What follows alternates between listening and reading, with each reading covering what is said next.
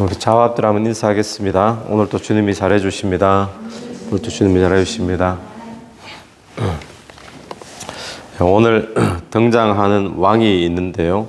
36절에 그 왕은 자기 마음대로 행하며 스스로 높여 모든 신보다 크다 하며 비상한 말로 신들의 신을 대적하며, 여기 이제 이 왕이 누구냐라고 했을 때 이 왕이 이 학자들 따라서 이제 해석이 많이 이제 달라지는데, 로마 제국과 연결시켜서 이제 로마의 왕이다 이렇게 보는 학자들도 있고, 또 우리가 어제 보았던 말씀 보면 그 유대 백성들, 하나님의 백성들을 그렇게 핍박하고 하나님의 성전을 더럽히고 했던 안티오쿠스 4세 에피파네스라고 하는 그 왕과 연결시켜서 그 왕이 그 시대에 하나님을 그렇게 대적했던 왕이라면 지금 나타나는 이 왕은 앞으로 이제 마지막 때에 나타날 적그리스도다, 이제 이렇게 이제 해석하는 해석들도 있습니다.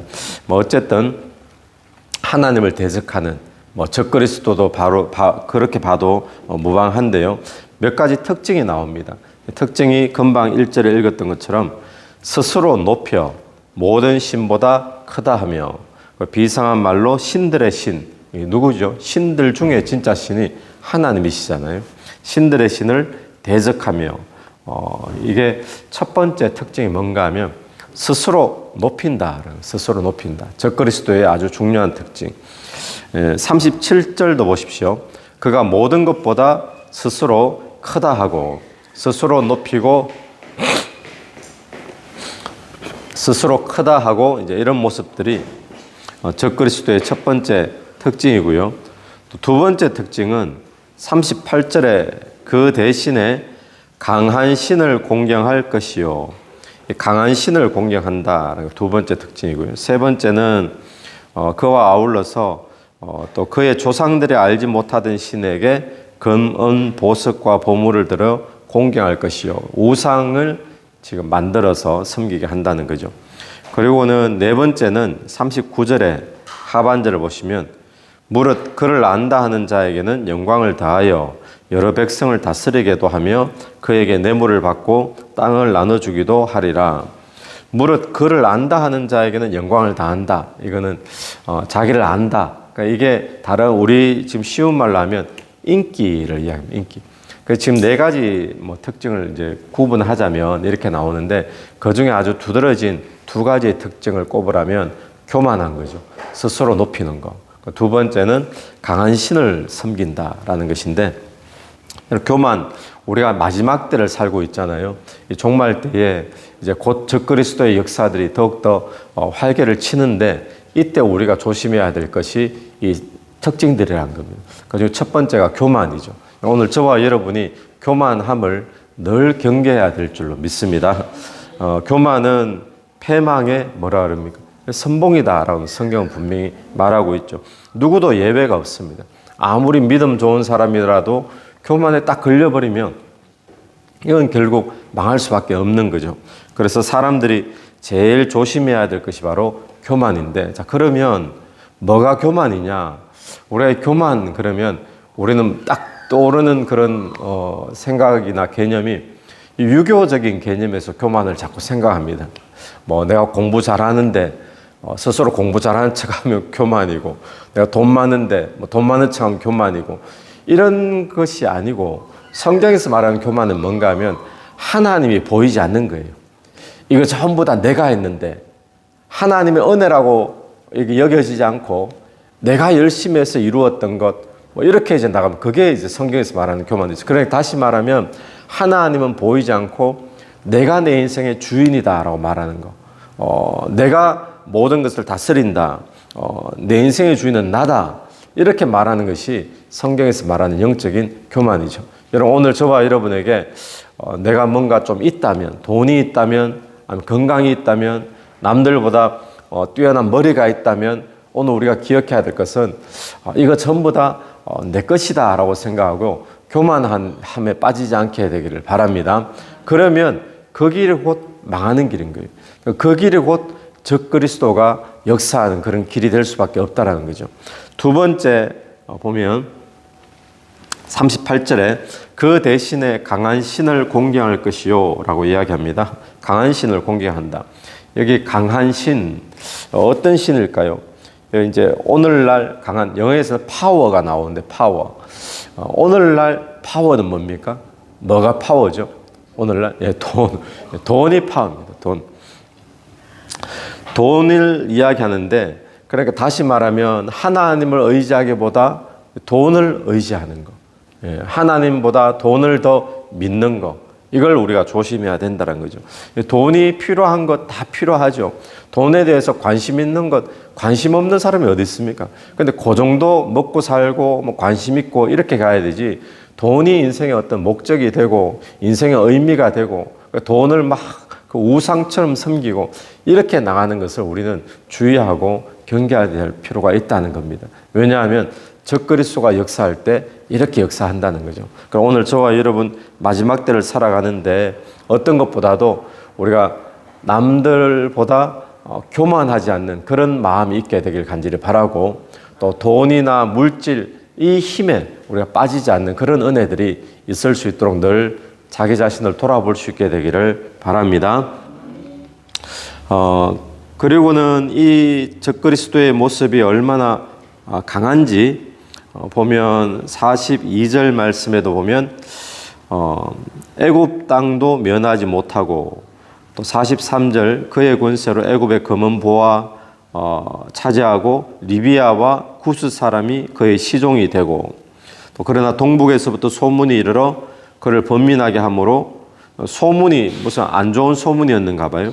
그래서 그가 분노하여 나가서 많은 무리를 다 죽이며 멸망시키고자 할 것이요. 그러나 이걸 막는 사람이 없습니다. 막을 수 있는 능력이 있는 사람이, 애굽도 또 리비아도 구스 사람도 동북에 있는 소문나니까 가서 다 쳐부숴 버리고, 그리고 43절 그가 장막 궁전을 바다와 영화롭고 거룩한 산 사이에 세울 것이나, 자기 왕국을 아주 거창하게 지금 세운다는 걸로 보게 되겠죠.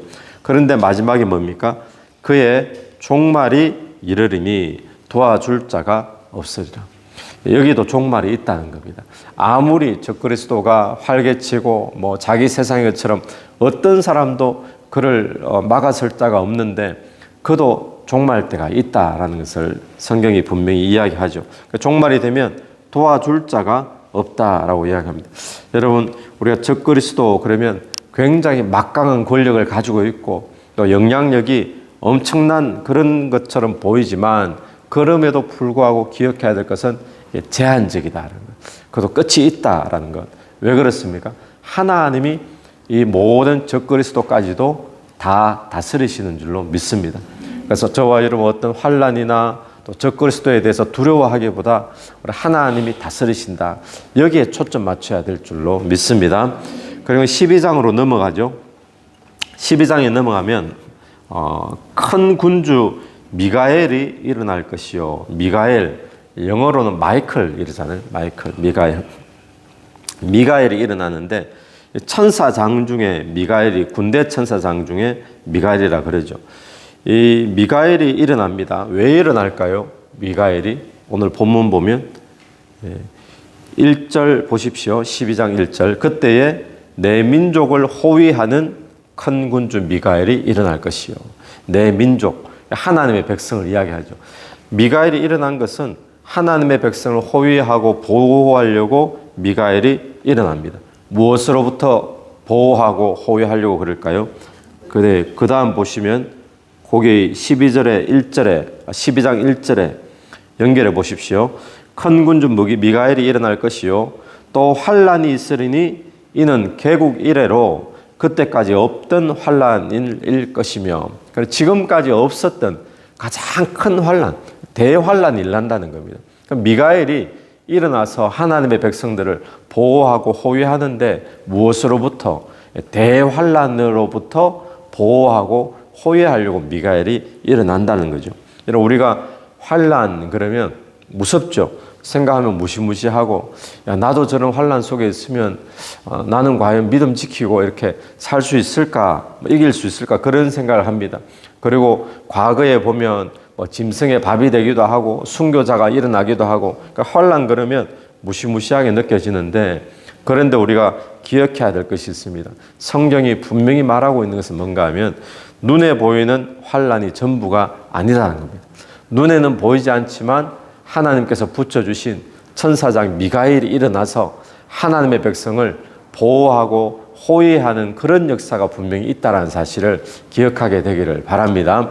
그래서 이런 모습이 성경 구약 가운데 하나 등장하죠. 엘리사가 아람 군대가 그 도단성을 포위했는데 엘리사의 그 몸종은 보고는 깜짝 놀라잖아요. 근데 엘리사는 하나님 눈을 열어서 보게 해 주십시오 하니까 그 아람 군대 숫자보다도 훨씬 많은 하나님의 천군 천사가 불병거 불말들이 그 군대를 오히려 둘러싸고 있는 그 모습을 보니까 두려움이 싹 없어지잖아요. 오늘도 저와 여러분이 눈에 보이는 환난만 있는 것이 아니라 하나님이 우리를 보호하러 보내신 천사장 미가엘이 있다라는 거 우리가 기억하고 환난 가운데도 담대할 수 있는 은혜가 있게 되기를 바랍니다.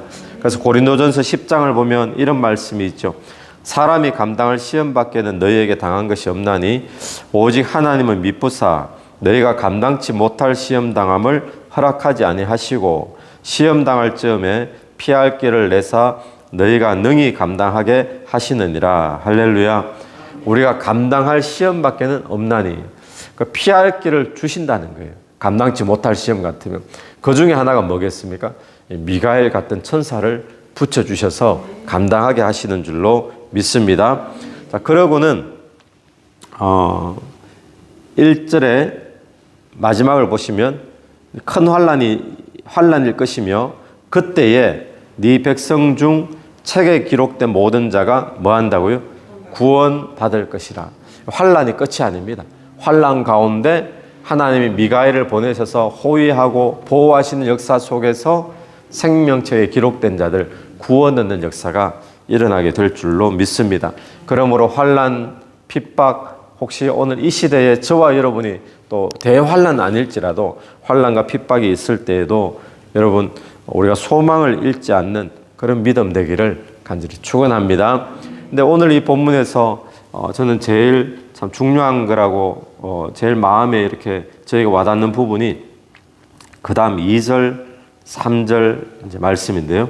보시면 땅의 티끌 가운데 자는 자 중에서 많은 사람이 깨어나 영생을 받는 자도 있고 또 수치를 당해서 영원히 부끄러움을 당할 자도 있고 영생 받는 자도 있고 부끄러움을 받는 자도 있습니다.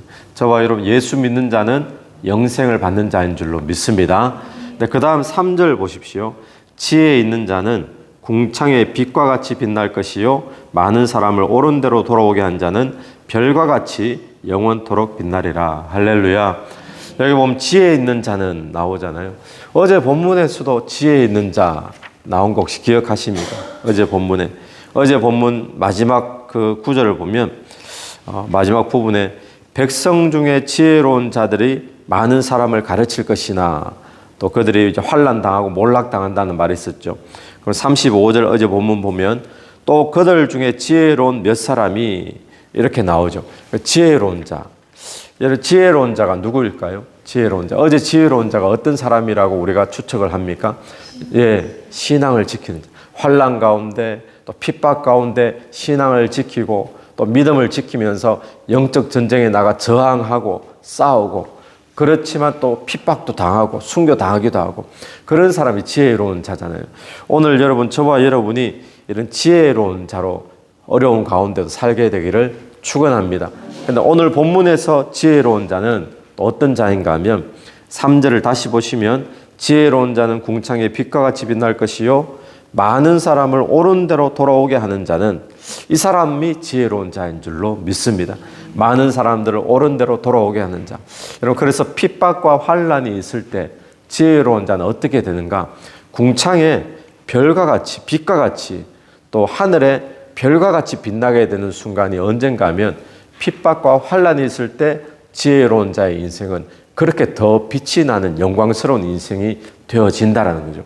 어제 본문에 그런 말이 있었잖아요. 하나님이 왜 지혜롭게 사는 자에게 몰락시키는가? 왜 핍박을 주는 그게 연단이라 그랬잖아요. 연단이었는데 어떤 연단이요? 정결케 하고 희게 하는 연단이다라고 그랬듯이 환난과 핍박에 있을 때 여러분 믿음 지키며 사는 은혜가 저와 여러분이 있게 되길 바랍니다. 환난과 핍박에 있을 때 지혜로운 자는 믿음 지키는 자는 별이 되는 그런 기회가 될 줄로 믿습니다. 저와 여러분이 그런 삶이 되기를 간절히 축원합니다. 기도드리겠습니다. 하나님 아버지 은혜를 감사합니다. 마지막 시대에 또 적그리스도가 활개치는 시대에 우리가 스스로 높이며 스스로 교만하지 않은지 늘 돌아보게 도와 주옵소서. 하나님 특별히 돈을 숭상하고 돈이 우리의 인생의 목적과 우리 인생의 의미와 가치가 되지 않도록 또 주님께서 은혜를 베풀어 주시기를 원합니다. 환난과 핍박 속에 우리가 주어질지라도 하나님께서 천군 천사를 보내어 저희들을 지키시고 보호하게 하시고 또 감당할 시험으로 허락하시는 줄로 믿사오니 시험과 환난 속에도 주님 믿음 지킬 수 있도록 소망 잃지 않도록 은혜 베풀어 주옵소서. 우리의 신앙이 이 마지막 때에 지혜로운 자의 신앙 되고 또 믿음 지키는 자의 신앙 되어서 하늘의 별과 같이 빛나며 궁창의 빛과 같이 빛나는 그런 우리의 신앙이 될 수 있기를 간절히 원합니다. 그렇게 살 수 있도록 주님 은혜 베풀어 주옵소서. 이 새벽에도 기도드릴 때 기도 속에 성령께서 역사해 주시기를 원하오며 예수님 이름으로 기도드립니다. 아멘. 오늘 예수 이름으로 승리하시는 하루 되길 바랍니다.